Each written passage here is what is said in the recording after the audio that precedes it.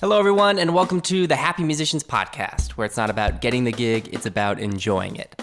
I'm your host, Tanner Guss, and this week I'm joined by Steve Lyman. Steve's an incredible jazz musician. He's a drummer known for his modern approach to playing, his technical mastery, and his aptitude for rhythm and independence. He's a great guy, and we're good friends back from Salt Lake City. I have just always been pestering him to grab a beer and ask him about how he approaches music and life and try to suck out as much wisdom from him as I can, and he's always been kind enough to indulge me in those conversations. So it was only natural to try to get him on the podcast. He's a monster player. He's played with guys like Aaron Parks, Becca Stevens, Gilad Hexelman, Jose James, and he just finished up a tour with saxophonist Chase Baird. For a lot of the conversation, we focus on Steve's 10 years of experience meditating and how his decision to start sitting was kind of the impetus for a huge change in his health, happiness, and now his career. Even though that wasn't really the point of meditating, it's definitely been a result. We also talk about the relationship between therapy and meditation. We talk about how to honor tradition and yourself, sabotaging joy, social media, the power in embracing your desires, and coffee. We were trying to pin down a date to do the interview, and then Steve texted me one morning and he said, "Hey, I'm walking my dog right now. Can we do it?" So I threw my equipment together and gave him a call. The audio is a little shaky at times, but for the most part, I think it's pretty good considering he's trekking through the Utah hills while he's doing this. And there's so much good stuff to be had. I got an amazing amount of information out of this, and I think you will too. Thanks for being here. I hope you enjoy, and please help me welcome Steve Lyman. Steve Lyman, welcome to the Happy Musicians Podcast. Hey, buddy. How you doing, man? You're on a walk right now with your dog, right? Yeah, it's a little chilly walking my dog. I just came back from touring and my immune system is just a little bit lower than normal. So I really wish I could just be home, but if I stayed at home, my dog would kill me. So this is what I'm doing. Yeah. I'm definitely going to include a photo with your dog for the show. Can you remind me your dog's name? Her name is Phoebe. Yeah. Yeah, she's basically kind of like, right now she's kind of controlling my life a little bit too much. But I guess that's what I signed up for. Right. Well, I'm so excited to have you here because... Thanks so much. Yeah. I'm happy to be here. Yeah, we've talked a lot in the past, just grabbing coffee in Salt Lake, and about this journey you've been on for the last 10 years, really, of self-discovery and growth through meditation. And I think meditation is one of the most powerful resources we have for general wellness. And I'm excited to hear just your takes on everything and your journey and share that with people. And so maybe just right off the bat, you could just give your current working definition for meditation, because I don't know how familiar everyone who's listening is with it. And I think there is a bit of a mystery to it if you haven't looked into it before. Yeah. I'm just crossing the street really quick. Hold on. Yeah, so I think there's many forms of meditation, but it's sort of some simple explanations. You could call it stillness or inner looking, focusing on the breath. There's a mindfulness component, which is a big thing. So I'm a Zen Buddhist. So I started meditating when I moved back from New York to Salt Lake a little over 10 years ago. So when I got back from New York, I had a lot of anxiety, some PTSD from just kind of some struggles that I had with New York. And then I went to a Zen center here in Salt Lake, which is actually, there's a big community here. And I started sitting, and I was not an official Buddhist by any means then, but I started sitting in a traditional Zen, Japanese-style Zen center, and it felt really amazing. And I just kind of kept doing that on my own for a few years, and then I found a teacher. This is a long, long story short, but then I found a teacher in 2014, and I became a Buddhist in 2015. which I still am. And I am moving to LA in about 5 months-ish, maybe shorter ish. And so now it's tricky because now I'm doing the work of trying to find, there's a huge Zen community in Los Angeles, but it's kind of an interesting thing to shift from my practice here, which at this point, Salt Lake, that's kind of the main reason why I'm still in Salt Lake, which is because of that practice, but to move to Los Angeles. And so it's kind of heartbreaking because my teacher and I have a pretty deep relationship, and he's an older guy, and we're pretty close, and I'll still be his student, but it's not an easy thing. But LA is kind of cool because it's only an hour flight away, but it's kind of where my career is taking me, so I'm doing it. But going back to your original question, meditation, there's a lot of forms of meditation.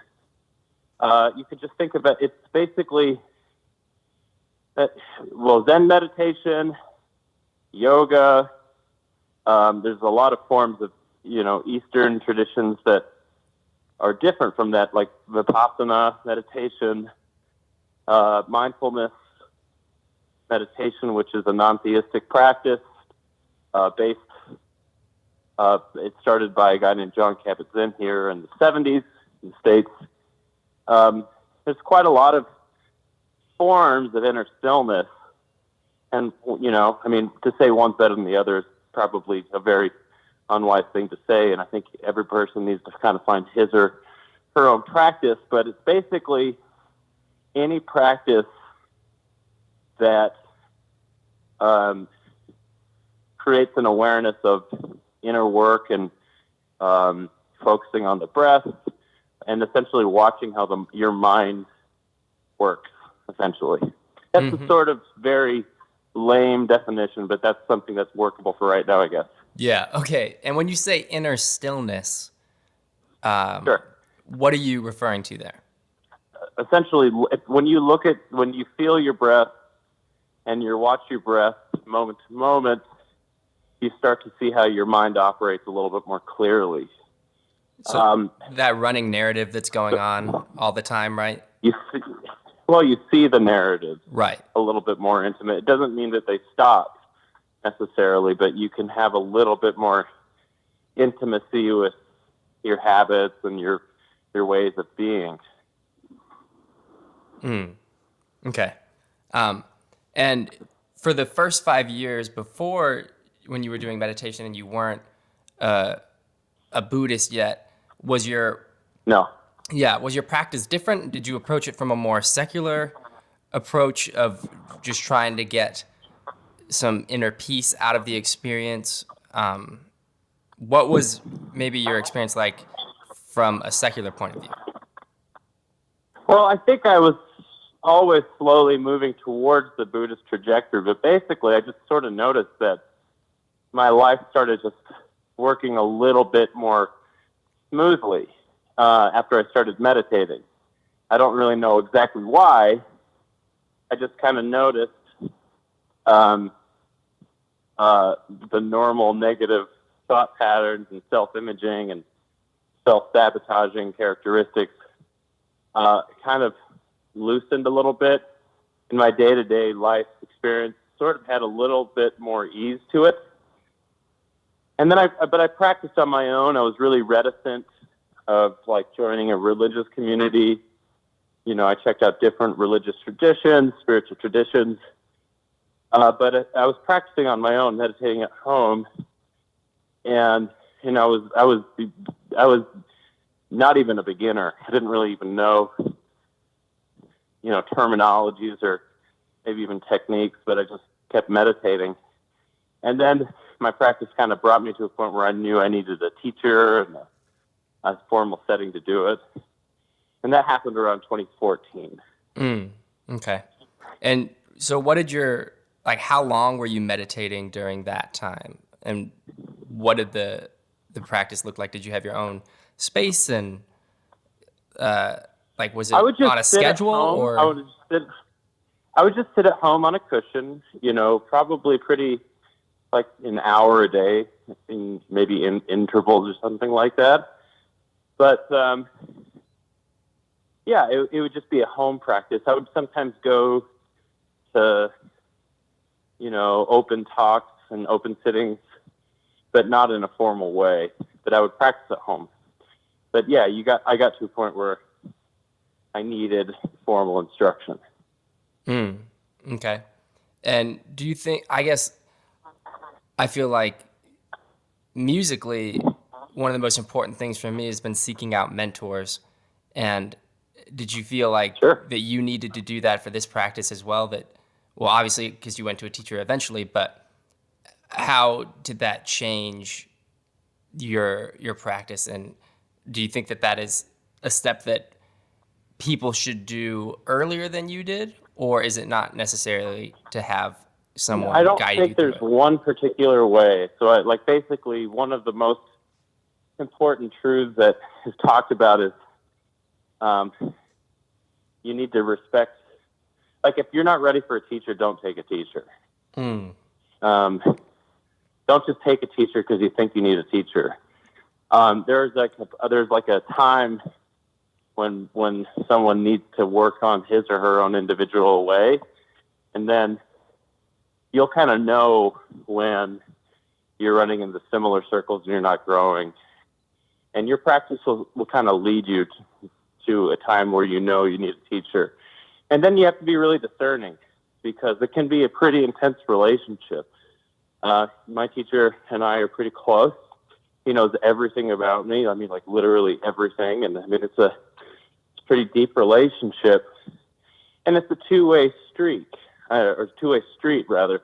I mean, he shows up for me more than I can really articulate. This is a lot of gratitude. So I show up for him a lot, which is kind of one of the reasons why it's been hard for me to acknowledge I probably need to move. Even though I'm not really working in Salt Lake, that's not really where I'm doing anything really musically at this point. And I'm doing more stuff abroad, and more of my students are actually online at this point, and they're international. But just because that relationship's pretty close. But yeah, I mean, so it becomes a pretty deep relationship. So, I mean, you kind of find each other. I think when the student's ready, you'll find a teacher. When the teacher's ready, you'll find a student. And I don't think initially he wanted me as a student, because we're very similar. We both kind of provoke each other in the same way. But it's been and he thought I was probably what's very often the case in Zen communities is someone, a guy will break up with his girlfriend, or a girlfriend leaves this guy. He has to confront chains of reality, and then he'll start meditating for 6 months, and then he'll have a new girlfriend, and then he doesn't meditate anymore. We tend to meditate when life's hard. And I think he sort of thought that I was just going to be really, because I was pretty intense, which I still am, that I was going to be pretty intense and then just ditch, which is really common, but I didn't. So I think students and teachers co-create each other. That's kind of a lesson that's talked about often in the practice. We create each other. We co-create each other. Whenever you need to learn a new lesson, you'll find that you're going to be surrounded by people that, in positive and negative ways, kind of elicit where you need to grow, whether it's partnerships or business stuff. I mean, where you're at and where you're stuck, you're going to find people that kind of open those wounds or open those opportunities within yourself. That's another aspect that's talked about. Okay. Does that make sense? Yeah, that does. And one thing that comes to mind is it seems like you've shared a lot of incredibly personal information with this person, and as a means for them to help sift through the way you're thinking about things. I know in the past you've talked about how you've also seen a therapist, and I'm curious how these two experiences and relationships are different. I mean, they're super different, but they're super essential. I mean, some people don't need one as much or both, but I mean, most of the people, first off, the healthiest people that I know, we tend to think of therapy as like this negative thing, but actually the healthiest people I know regularly see a therapist. They could think of it as like a tune-up. Right. If you have a really good therapist, it's worth its weight in gold. So sometimes people don't seek therapy because they're afraid to encounter what's there. I've seen that too. Yeah, I mean, so one way you could think about it is meditation helps you to become intimate with something on maybe a non-linguistic level, and therapy can help make analytical sense of something. So the two are very different, but they both aid each other immensely. So like wherever you're at in your life, meditation usually shows you kind of a truth from your belly that maybe it's hard to articulate, but you can feel it somatically. And if you have a good therapist, and I stress good, you want to have your radar up. But if if you have a relationship with a good therapist, if you have a good therapist, a therapist can help from a psychological perspective understand the why and what you're experiencing. And so the two can actually help a lot. Yeah, that makes a lot of sense. That, I don't know, it sounds really similar to me into the relationship I feel like I had with music school, and then with actually just going out and gigging, and you learn the terminology and the theory and stuff in school, but then you need to go out and play and be in playing situations to understand the feeling and the reasoning behind it and to experience that truth. Yeah, and they're completely different, and they both aid each other. Right. So if you're only analyzing something, that can help, but it's not really getting to the core. But, a lot of people spend all their time analyzing something and don't ever experience something on an intimate level. And there's an inability to kind of have a deepening experience with whatever is arising. Yeah. So sometimes we use the analytic front to kind of run away from what we don't want to feel. So, yeah, both are necessary. Yeah. I mean, that's a very cool distinction, and I'm glad to be able to think about it that way. So thanks for sharing that. One thing I definitely want to talk about is social media with you, because you've amassed a decent following, and I got to be honest with you, I did not understand your social media approach for a long time, because I think the general approach is to post pretty curated videos of you at kind of your best. And I think that's a general thing on social media, is that you always see people at their peak performance, and you're comparing yourself to everyone as if they're constantly living this movie, like magazine cover lifestyle. And I was always confused, because you would post these videos where you'd be just trying new things out, and in the description you'd be like, I'm not really happy with this, but here it is anyway. I was like, Steve, like, people are seeing this, like, what are you doing? Like, this isn't a perfect product. And I think I maybe naively took that as maybe, I don't know, that you were posting this hoping people would be like, oh no, this is still super killing. Because it seemed so amazing, the stuff you were posting still, even though from your perception it wasn't. And now I'm really appreciative of what you post, because you're one of the few people who are willing to address what they're not good at and their weaknesses and put it out online. And I mean, I really appreciate that. And maybe you could talk about what your relationship is with social media these days, and how you use it.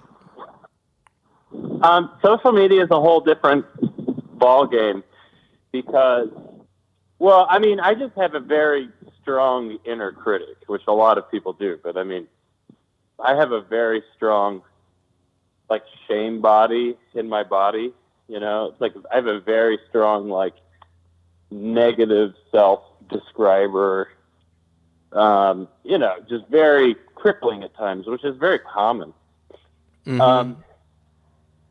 Meditation was never like a means to get better at music. It was always like just something I knew I intrinsically needed to do. And there would be moments of deep insight and deep, elation and connectivity.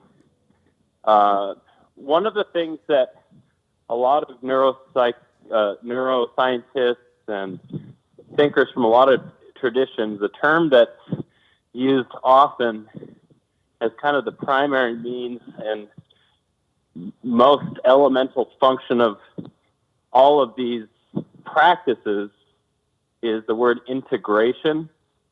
So integration is the connecting of disparate and separate ideas within yourself. So, okay, I'm going to go kind of deep here, so just hold on. Oh, I'm ready. So basically, we all have two forms of memory, implicit and explicit memory. For a really good book on this, I highly recommend a book. Check out the audio book. It's actually better because the author recites it.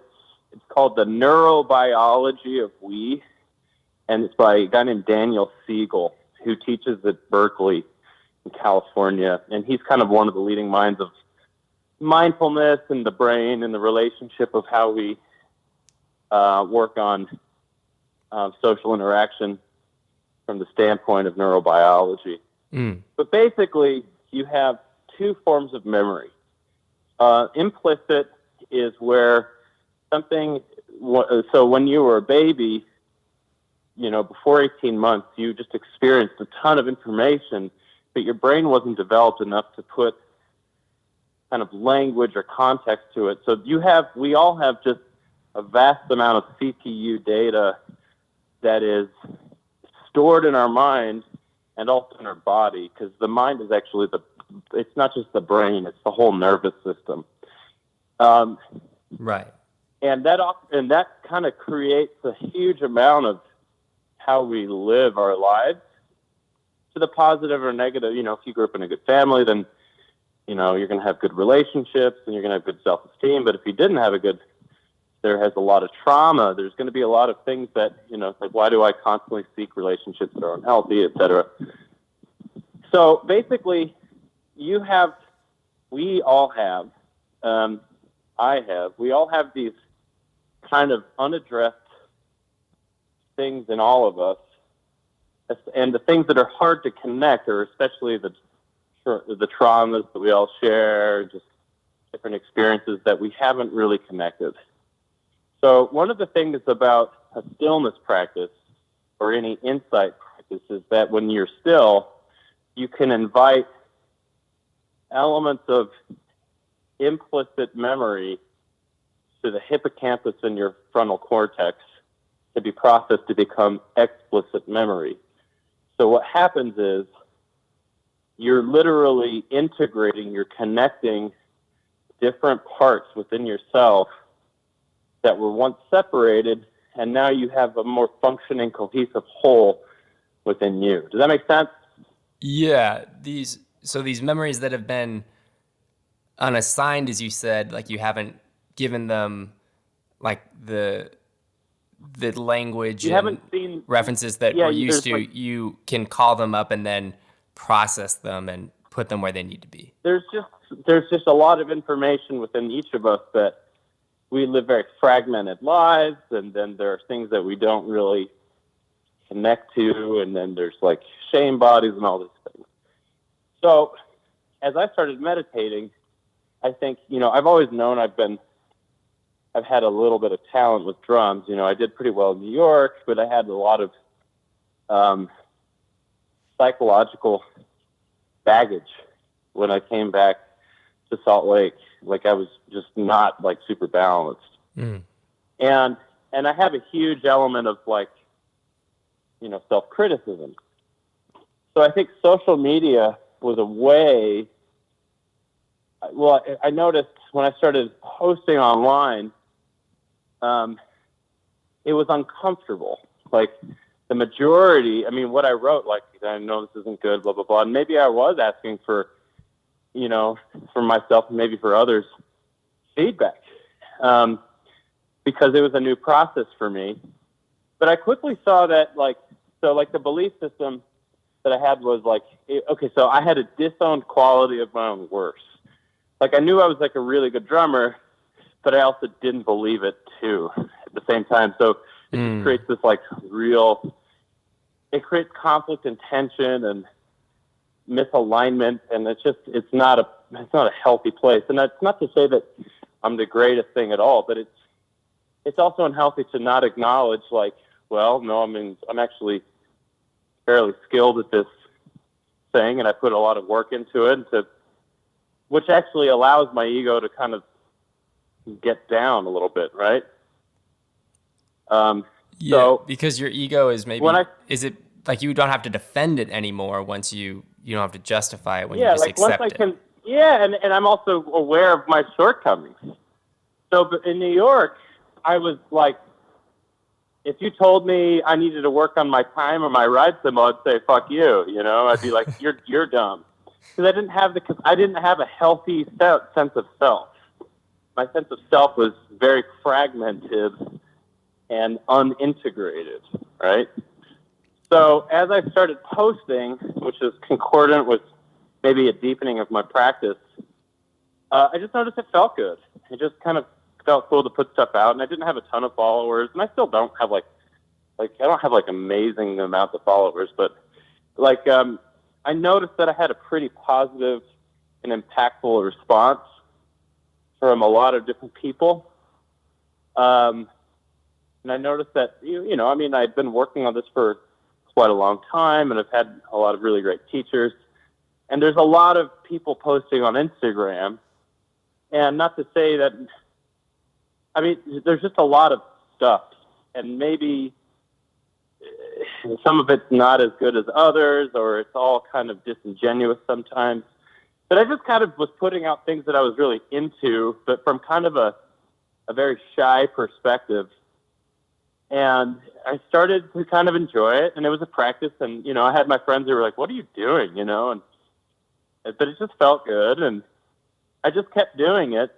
And then you're going to run into critics. Like, I had people who were critical, but I also had what I found was really surprising was that the majority of people were super supportive.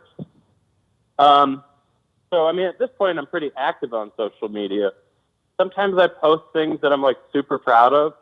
Sometimes what I want to post is imperfect stuff, but I'm okay with it. There's a book. So another book that's really helpful, the book called The War of Art. I forget the author's name. It's not The Art of War by Lao Tzu, but it's The War of Art. And when I was doing my drum clinic for last year in the UK, a few different people were mentioning this book, and then my student's girlfriend mentioned that he heard about this from Mark Giuliano. So I'm like, okay, I'm hearing about this, so I need to check this out. And what the author basically describes is where you need to go is where you feel the resistance. So your resistance is the kind of, it's the physical force that prevents anyone from doing what they intrinsically want to do. And so social media kind of presents a cool opportunity to face my own resistance.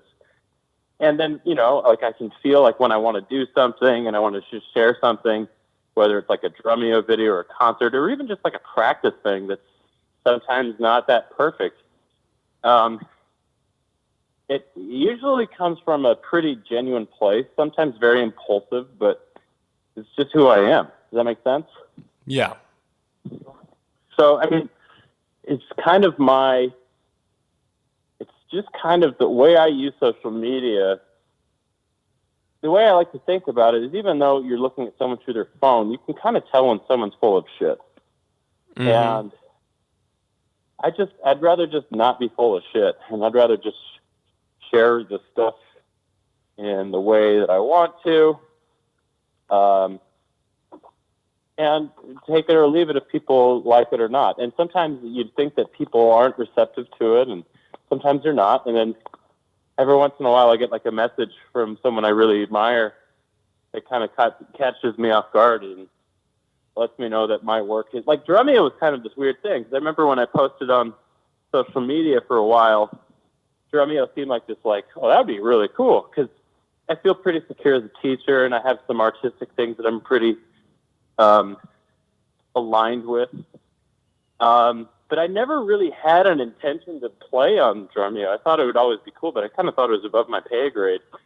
And then just last year, in my belly, I was just like, I'm feeling like something's going to happen in Vancouver. Like, I literally felt Vancouver is... Do I have to, like, move to Vancouver? What's going on?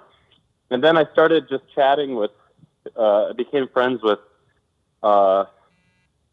all the guys at Drumeo, and then when I went to NAMM, we did some stuff, and it just kind of worked really naturally. It was one of the most organic things that's ever happened. But I don't know, man. It's just all been a huge, beautiful process, and it still is. Yeah, and it's still unfolding. Well, I think the coolest thing for me is that I feel like there's a general fear-based approach to teaching in music school where there's this idea of scarcity, and that they are constantly reinforcing this idea that there's so little work and you need to be a generalist and be able to play any style of music just so that maybe you'll get a gig playing music and that's enough. And you have your own thing that you're really into, and it's not for everyone. And you have this metal, electronic music, jazz thing that like can totally go over some people's heads, but you're really passionate about it, and you've found a way to make a living teaching and playing that. And I think that's so cool, because you're proof that following like your truths and your musical values can pay off if you work towards it. I mean, listen, I'm not going to name names, and I'm not going to become negative, but and listen, I mean, I play a very unique way. I've always had like a unique voice. I've always been told that, and I've always felt like I've always had a unique voice. But that's not to say that when I was a student, I didn't like study Afro-Cuban music, or I didn't play a lot of jazz gigs with a lot of bossa novas, or I didn't have to play wedding gigs and begrudgingly learn top 40 songs that I wasn't into, you know? I mean, I've definitely put in my work. Like, this didn't, like, I didn't just, like, I'm not saying should only work on all the time and ignore maybe other different styles, because that certainly hasn't been my route. I've definitely been someone who's had, well, I think fear is the big word, because hold on, I'm going to go up this street. I think this is actually a big topic. Cool. Stevie, here, hold on. So fear is a big word. So when you're in music school and you're surrounded by a whole bunch of geniuses, it's a lot of information, and you don't know what to do, and you have all these teachers that are giving you different contexts, and it's a lot of it. It's a lot to kind of digest. Yeah. I also went to school with music school students that like only work on their thing, and like they might have like really great sound textures, but their time sucks and they can't read. You know what I mean? Like, so I mean, I'm definitely not saying don't pay attention to fundamentals and maybe check out different styles, but I would say the culture of fear and scarcity needs to be let go of heartily.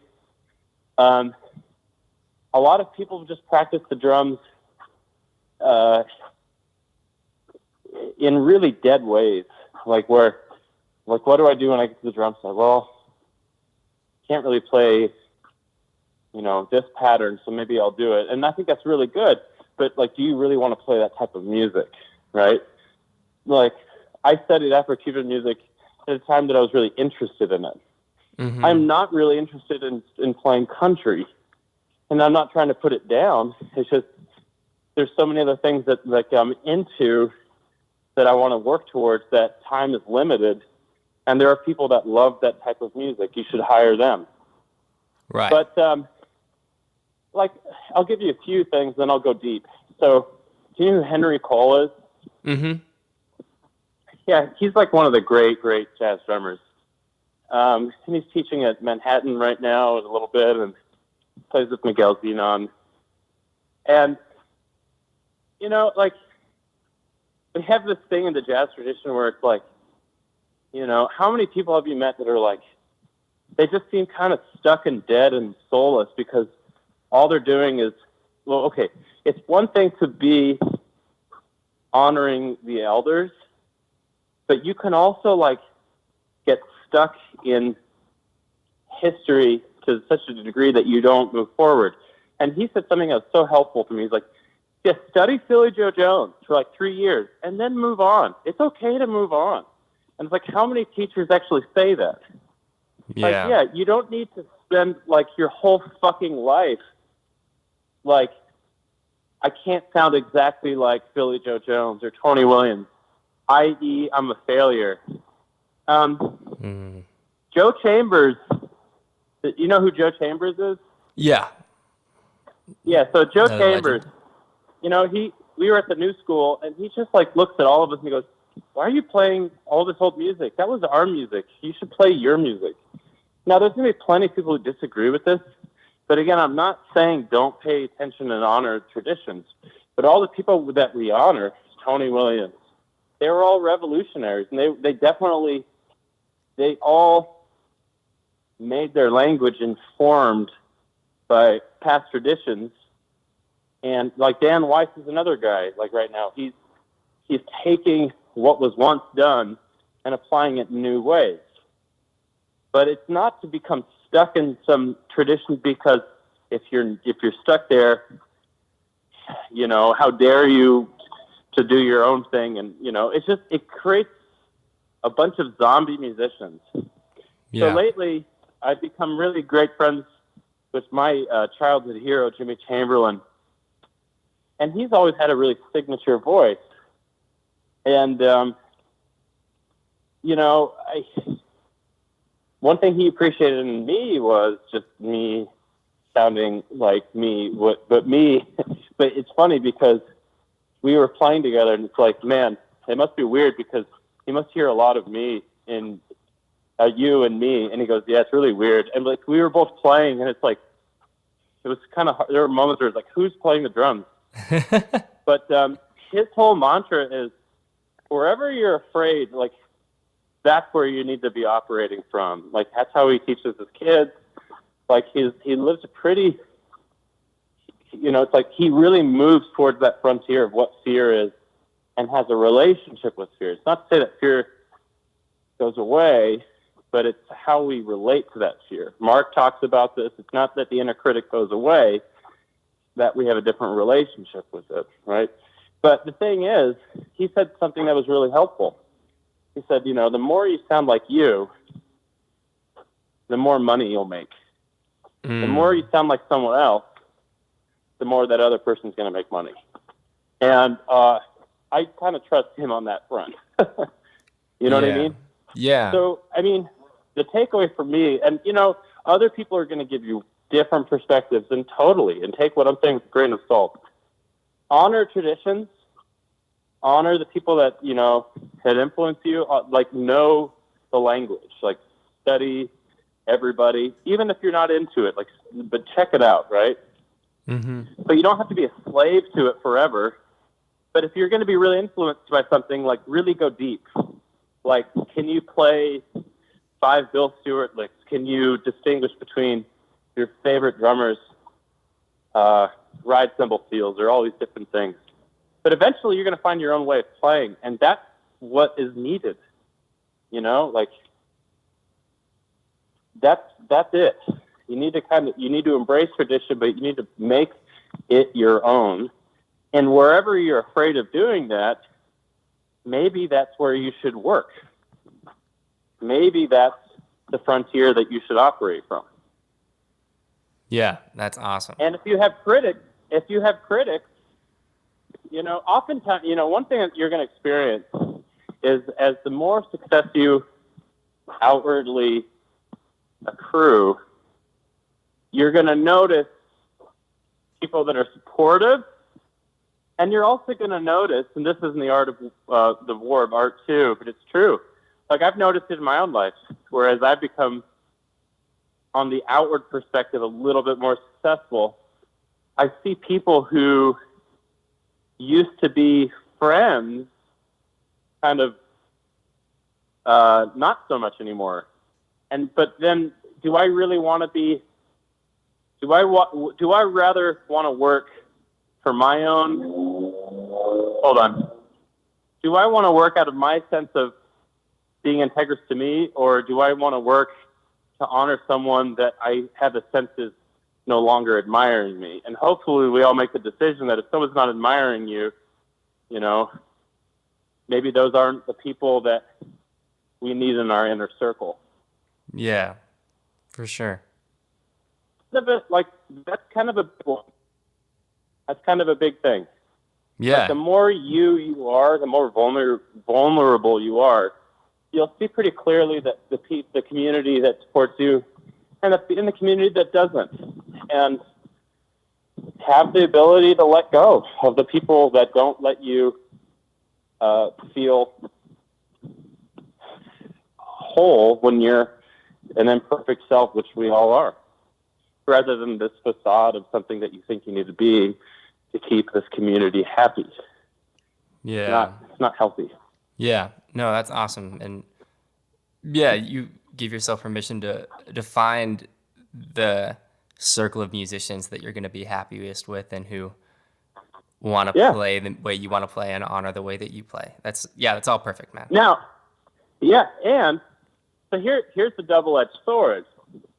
So like when you really open up to hold on, there's another truck. Okay.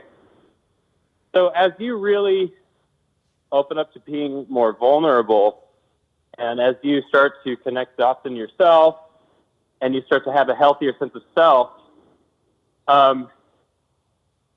you're going to find you're going to have a more authentic peer network, and you're going to have a better way of relating to people, and you can also be a better student. I've noticed I'm a way better student now because I have a healthier sense of self. But that also means that if the intention of someone that you respect is telling you something that you need to hear, then you need to really do the work of listening. But criticism is a really interesting thing.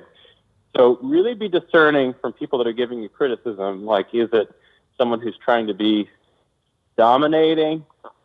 If at that point, you have to kind of have your guard up. But if it's someone that genuinely loves you and cares about you, and they say, hey, man, you're just rushing all over the place, and it's hard to play with you, and I'm really frustrated.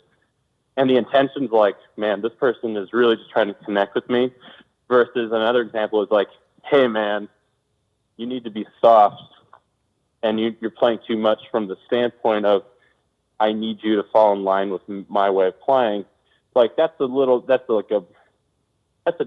different intention, and maybe you can let go of those people. But if someone you really love and that loves you is saying something true, you have to do the work of being like, wow, what can I do to work on my time? Or, yeah, you're overplaying. Or, man, I need more.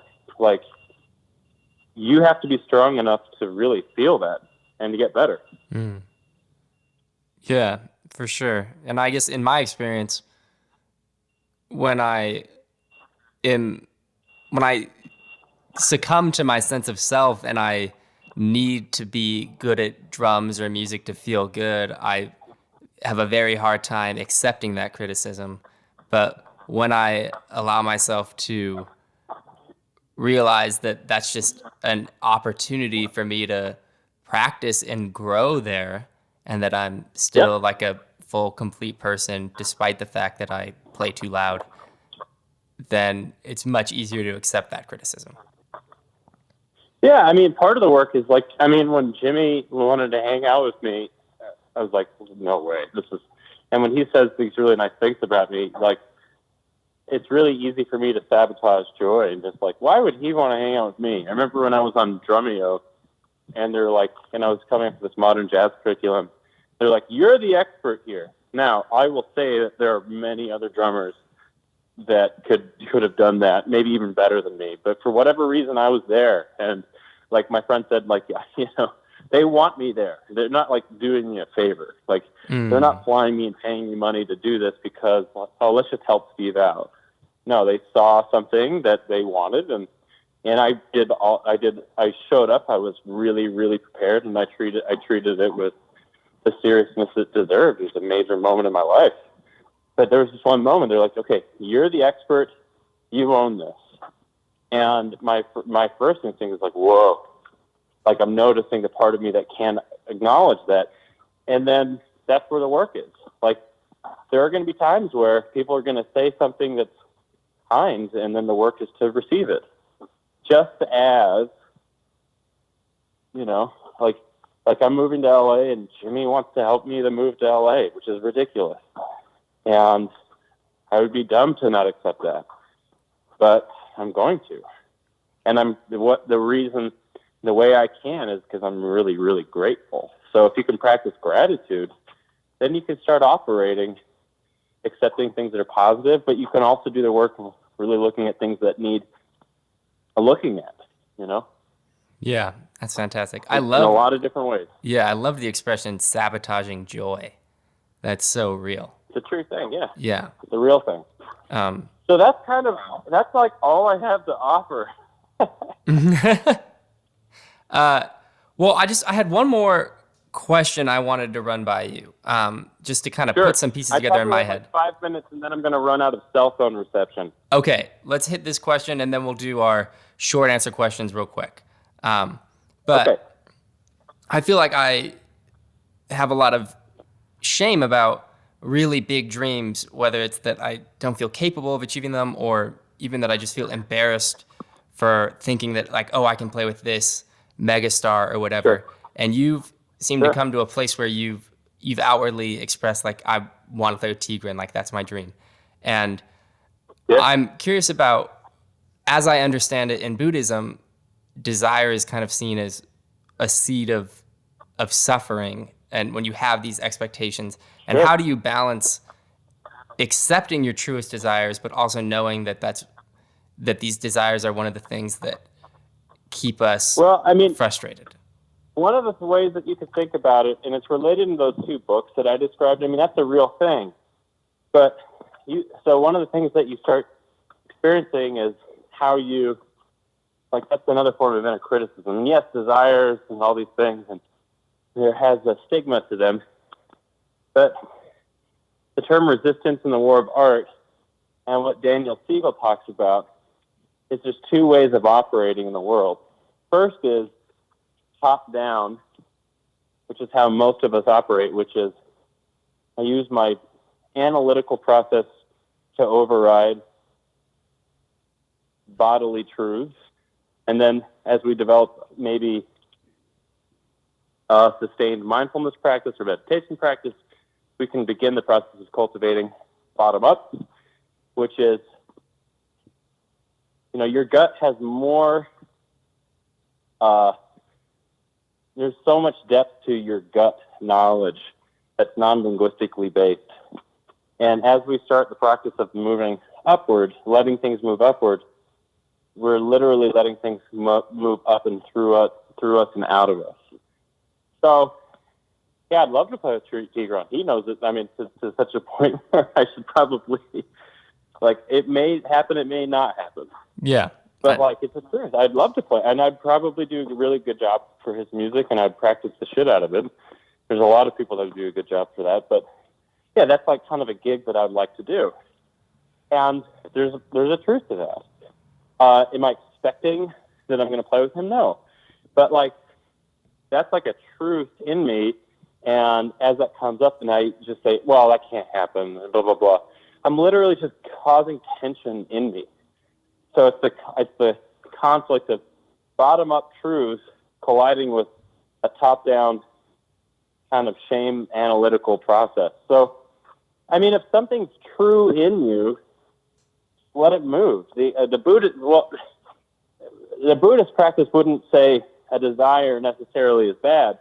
What the Buddhist practice would also say is you being hyper attached to something is the root of suffering. So if you have a truth in you, then let it move up and out through you. And then the practice would be, can you also let it go? Which is a hard thing I'm still really bad at. I can get really attached to a lot of things. It's actually the most important thing that you want to do from a neurobiology perspective is to be your own friend. And when you see stuff, whatever, can you just be objectively kind and hold space for it and let it move up and out for you? It's all about that fluidity and see where you're stuck. Yeah. I mean, I have plenty of professional. I'd love to play with him. I'd like to be a modern drummer. That'd be cool. I'd like to tour with other people. I'd like to make a certain amount of money. I'm excited for my move to now LA, but I also, I want like a web platform. I'd like to have a really good partner. I'd like my dog to stop giving me anxiety every day. I mean, it's not to say I don't have desires, but it's more I can be a little bit more malleable with them. But I can also allow, like, what do I really want to be doing? Like, so when you meditate, you can ask yourself, what do I really want to do? And then from a non-linguistic place, from a bottom-up perspective, instead of thinking about what you want to be doing, you can actually feel what wants to emerge. Those are two different experiences. So if you just meditate with, okay, so I'm a drummer. What do I want to work on? What do I really want to be doing? What are the things that I really need to be focusing on? And what are my real big goals? And just moment after moment, just come from a bottom-up perspective and receive rather than think. Does that make sense? Yeah, I'm losing reception, so we should probably close out. Okay. If you can, we end every interview with these 5 short answer questions. So you can do them as short as you can, and we'll be out of here. Okay. All right. Okay, and I'm going to say something bar, but then I will. Okay. All right. What's your go-to feel-good album? Depends. Miles Davis, Live at the Plug Nickel, anything by Aphex Twin, or Smashing Pumpkins, Melancholy. Awesome. Okay. What's the best advice about happiness that you've received? About happiness? Yeah. Get a really good espresso machine or find a really good coffee place in the morning. Amen to that. And just invest in good coffee. Yeah, invest in good coffee. Who's a musician in your life living a happy, fulfilling, and healthy life? Jimmy Chamberlain. Mm-hmm. What one piece of advice would you give to a young musician just starting their career? Keep going, and your most precious thing that you can do is to love the instrument. Yeah. Yeah, I love it. And then, what is your purpose as a musician?